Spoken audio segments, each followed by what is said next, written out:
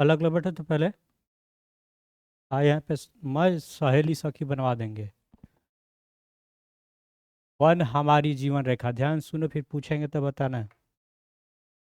One, पृथ्वी पर वो भूभाग जो झाड़ियों पेड़ पौधे से घिरा हो, उसे क्या कहते हैं? झाड़ी बुझाता है, छोटा छोटा जो पौधा है उसे झाड़ी, और पेड़ पौधा। मृदा अपरदन, अपरदन मतलब कटाव, है ना। मृदा कटाव को क्या कहते हैं?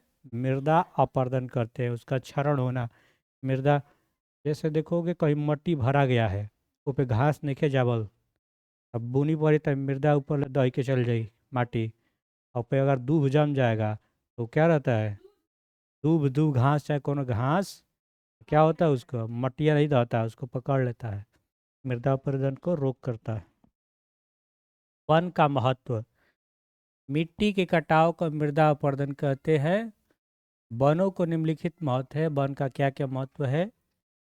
वन क्या कहता है? पर्यावरण की सुरक्षा के साथ साथ मनुष्यों की मूल आवश्यकताएं जैसे आवास निर्माण सामग्री, ईंधन, जल, भोजन की आपूर्ति करता है। और भी बहुत महत्वपूर्ण चीज़ है ऑक्सीजन। अगर पेड़ पौधा ना रहे तो ऑक्सीजन कैसे मिलेगा? तो वो भी इसमें मुख्य रूप से लिख सकते हैं कि ऑक्सीजन भी मिलता है। अब क्या है कि मनुष्यों की मूल जैसे आवश्यकता, जैसे आवास निर्माण, घर बन रहा है तो उसमें दरवाजा के लिए खिड़की के लिए लकड़ी की आवश्यकता पड़ता है, वो हो जाएगा। ईंधन, पहले लकड़ी पे आदमी निर्भर था, अभी भी कुछ कुछ होता है। जल, हाँ, ज़्यादा पेड़ पौधा रहेगा तो जल, ज़्यादा बारिश होगा, हाँ। कम रहेगा तो मरुस्थल होगा, तो वहाँ पानी कम हो जाएगा। दूसरा पॉइंट, पेड़ की जड़ें मिट्टी के कणों को बांध कर रखती है। जो पेड़ की जड़ें है वो मिट्टी का करेगी, बांध कर रखेगी। तो घास है, दूब वाला वो बताया, वो इस तरह से, जिससे तेज वर्षा और वायु के झोंकों से होने वाली भूमि अपरदन रुकता है और मिट्टी के कटाव को रोकने में सहायक होता है। जहाँ क्रिकेट खेलता है, ग्राउंड रहता है, उसमें छोटा छोटा घास बोया रहता है, देखा है उसको, मशीन से कटिंग होता है। अगर ऊपर ना ऊपर है चिकन रहित तब बानी तो दह जैनो। यह जल चक्र पूर्ण होने में वनों का महत्वपूर्ण योगदान होता है।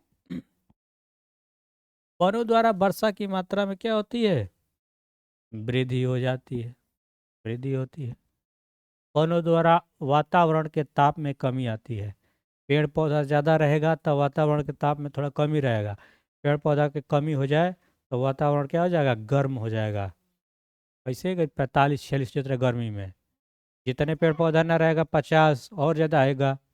जितने मरुस्थल रहेगा, पेड़ पौधा ना रहे तो गर्मी ज़्यादा हो जाएगी, क्या हो जाएगी? गर्मी ज़्यादा हो जाएगी। जंगली जानवर लुप्त हो जाएंगे। जंगली जानवर, हाँ, लुप्त हो जाएंगे। वनों से पशुओं के लिए चारा उपलब्ध होता है। वनों में पेड़ों से गिरने वाले पत्ते मिट्टी में सड़कर ह्यूमस उत्पन्न करते हैं, जिससे मिट्टी की उर्वरा शक्ति बढ़ती है। जो पेड़ पौधा है तो पत्ता ही नीचे गिरता है, फिर कुछ बाद सड़ता है, हाँ, बारिश ले, और मिट्टी में मिलकर वो ह्यूमस बनाता है, जिससे वो मिट्टी क्या होती है? उर्वर हो जाती है। उर्वर मतलब उसकी उत्पादन शक्ति बढ़ जाएगी। ये देखो वन का एक दृश्य, उधर देखो।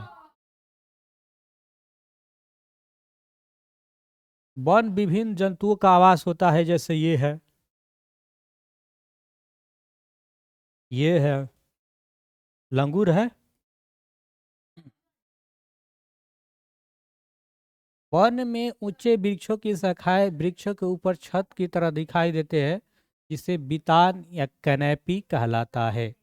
कुछ शिखर आकार का, ये हो गया। आगे बढ़ते हैं।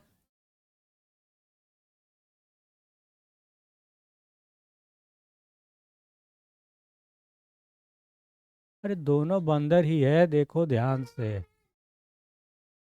अरे क्या है देखो देखो यहाँ पे देखो, देखो इसमें दिख रहा है। आगे बढ़ गया। ये चमगादड़ थोड़ी है। ये होगा सी, लोमड़ी उमड़ी। हाँ देख लो, उसमें दिखाई दे रहा है। आगे बढ़ा जाए। हाँ सियार है। क्या? सियार।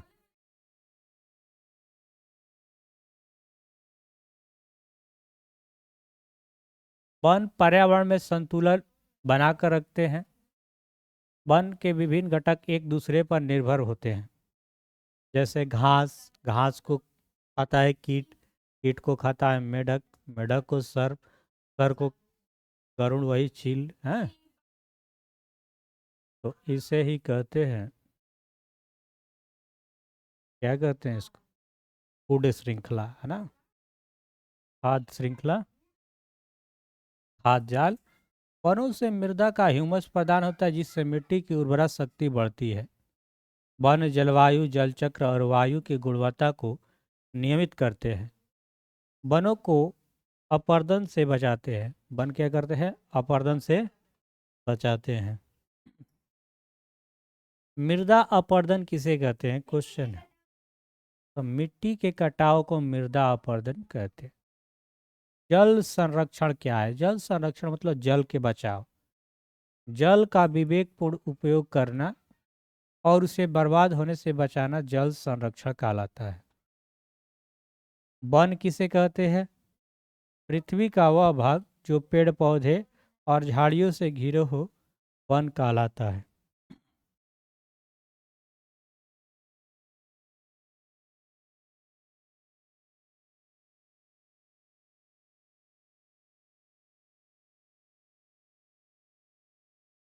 भारत के विलुप्त होते जा रहे जीव कौन कौन से हैं? मतलब कौन कौन से जीव है जो विलुप्त हो रहे हैं? जैसे बाघ, गैंडा, ब्लू व्हेल और शेर, इनकी संख्या धीरे धीरे खत्म हो रही है। Blue whale. कांवर पक्षी विहार कहाँ स्थित है? ये बिहार में स्थित है। कहाँ? बेगूसराय में।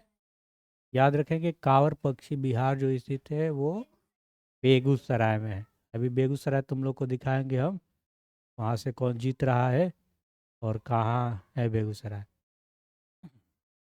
खाना पक्षी विहार किस लिए प्रसिद्ध है?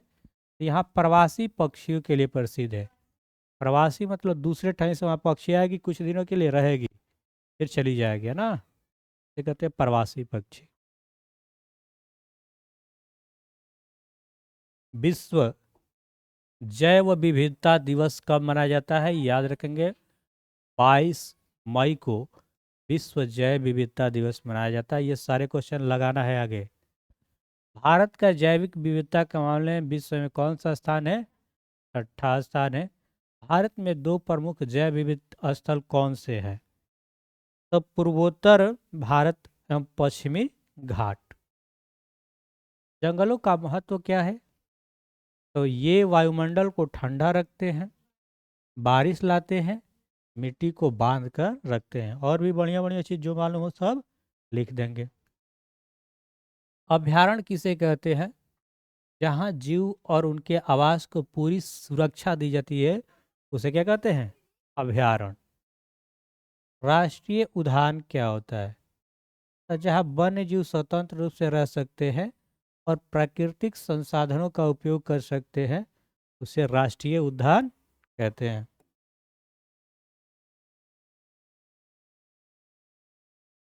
जैवमंडल आरक्षित क्षेत्र क्या है? जहाँ पौधे और जंतु आदिवासी पारंपरिक जीवन जी सकते हैं। संयुक्त राष्ट्र संघ ने 2010 को किस रूप में घोषणा की थी मनाने की? अंतर्राष्ट्रीय जैव विविधता वर्ष के रूप में। संकट प्रश्न जो संकट पर सूची किस पुस्तक में है? तो उसे कहते हैं रेड डेटा बुक। संकट पर मतलब जो ऐसे जानवर जो विलुप्त के कगार पे है, वो खत्म होने वाले हैं, तो उसका नाम लिखा जाता है रेड डेटा बुक में। अब यहाँ से क्वेश्चन करोगे, ये देखोगे नहीं, देखोगे तो आंख फूट जाएगा।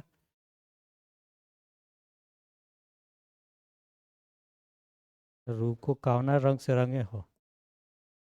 न, न, न, न, न, न,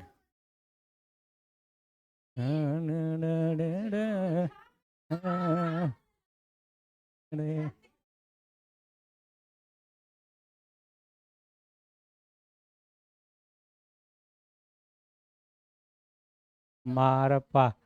अब इहो छापे के पड़ता, मतलब ओकरा कुछ नहीं खावत पर ध्यान नहीं खे जा। पहले ये 4 गो करो आ तब उधर चलोगे। हाँ